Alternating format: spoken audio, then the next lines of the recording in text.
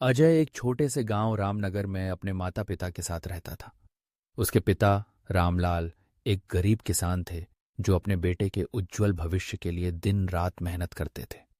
अजय के मन में हमेशा यह ख्याल आता कि उसके पिता का काम छोटा है और उनके पास जो कुछ भी है वह उसके दोस्तों की तुलना में बहुत कम है।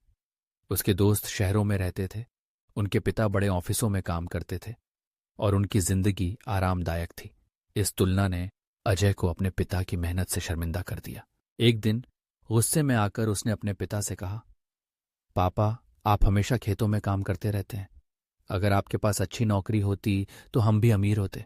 रामलाल ने मुस्कुराते हुए कहा, बेटा, जब सही समय आएगा तब तुम्हें मेरी मेहनत का असली मतलब समझ में आएगा।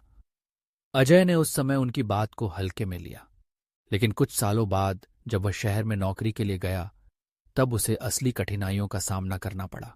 शहर की चमक धमक में खो जाने के बाद अजय को एहसास हुआ कि यहाँ की जिंदगी कितनी चुनौतीपूर्ण है।